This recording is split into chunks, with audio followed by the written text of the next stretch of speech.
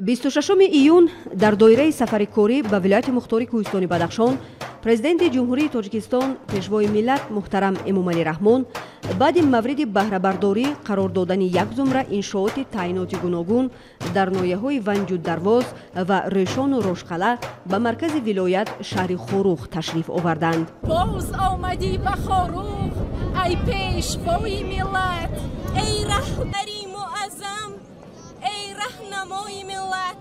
хурду бузурги инҷо آغوش کرده اند وا، باز آی در بری ما ای رهکشای ملت. ما با تویم روانه تا کوه جاویدانه، پیروز دور خشم چون رستمی زمانه. نقشی نگین نماییم ما با هدایت هایت، این شهر کوچکی خود به هیچ یک بهانه. از لطفتان گلستان گشتا کنون بدخشان، اندر کفش نگین است خورخ چو لعل تابان. خوش آمدی و بازا که ز آمدنها هر لحظه شکوفت ای کاش وقت مایان. خوش آمدی به خاروخ ای پیشوای ملت، وحدت سرای ملت، مشکل کشای ملت. ما با شما روانیم طلعه سعادت، ای رهبری معظم، ای رهنمای ملت. خوش آمده پیشوای معظم ملت. در فرودگاه شهر خوروخ پیشوای ملت محترم امامعلی رحمان را راهبریت ولایت، فعالان جامعه، نمایندگان کسب و کاری گوناگون و هزاران ساکن وطنپرور با روح و الهام بلند سیاسی و وطنداری و محبت بی اندازه نسبت به رهبر دولت استقبال گرفتند. این دیدار به ساکنان شهر خوروخ روح و الهام تازه بخشیده نشانه روشن پیوند استوار مردم با پیشوای ملت گردید. اهل صنعت و هنر ولایت با پیشنهاد برنامه رنگین فرهنگی که ترنمگر صلح و وحدت، صاحب استقلالی و آزادی و سهم تاریخی پرزیدنت جمهوری تاجیکستان محترم امامعلی رحمان در رشد حیات سیاسی و اجتماعی کشور می باشد هنرنمایی نمودند. هر یک سفر پیشوای ملت به بدخشان محتوای عمیق سیاسی و رشد همطرفه اجتماعی و اقتصادی را دارا بوده به روند سازندگی و بنیادکاری در این گوشه دیار تکان جدی می بخشد.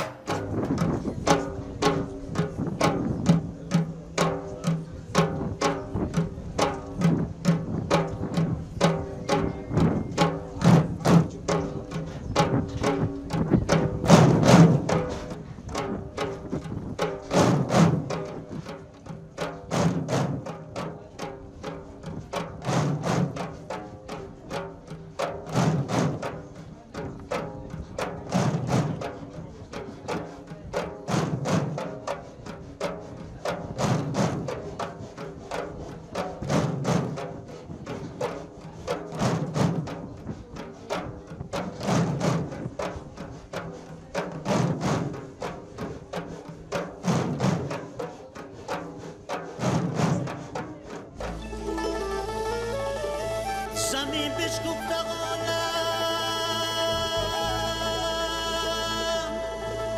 پر صفاست،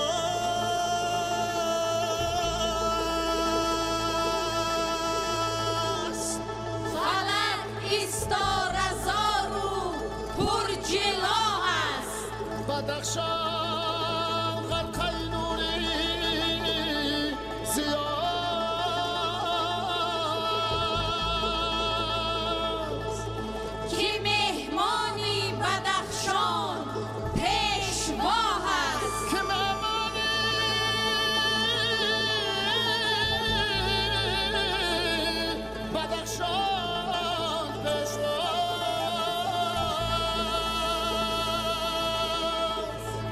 همای بخت ملت بال بکشان، دری بر پیشوای اقبال بکشان.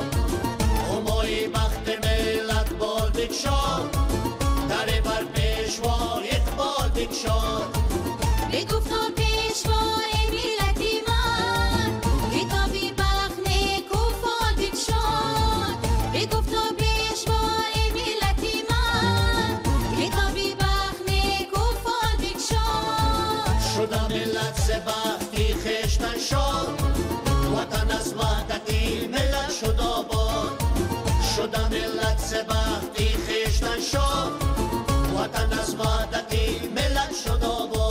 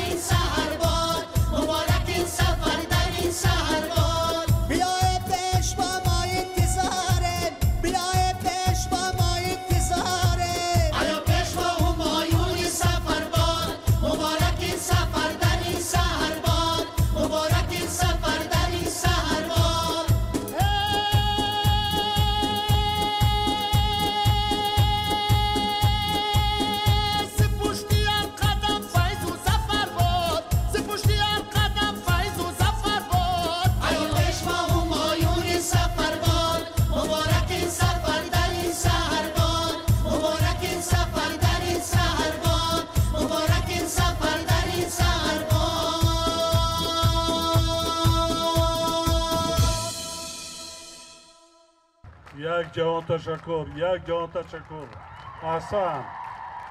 من از صمیم قلب همه شما را به فرارسی این جشن بزرگی ملت تاجیک، خلق تاجیکستان، جشن وحدت ملی تبریک و تهنیت میگویم. و هر کدام شما تنها خواهان خوشبختی هستم. خوشبخت باشید. خدای تعالی هرچی آرزوی امیدی که در دلیتان است همه را نصیبتان گرداند. بگذار که هر روزی با مثل روز جشن وحدت باشد. در یک جایی که ما شما کوشش میکنیم وطن ما را بنیاد میکنیم، میسازیم، آباد میکنیم و پیشرفته میگردانیم. آبروی دولت و ملت تاجر را باز هم در عرصه بین المللی بلند میبرداریم. این است قرض فرزندی ما شما. ما باید شکرانه از آن کنیم که ما تاجیکان دولت داریم، دولتی صاحب استقلال داریم، وطن داریم. ما برابر همه کشورهای دنیا یک آواز داریم، برابر حقوق هستیم.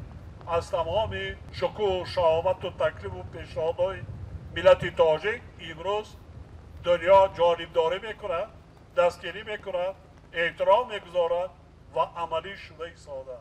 و شما سلامتی عمر دراز، تمام خوشی های زندگی را آرزومند هستم. مردم آریایی تبار بینیاد زیبا هستند. باز از این ده زیباتر شوید. علم آموزین، کسب آموزین، هنر آموزین.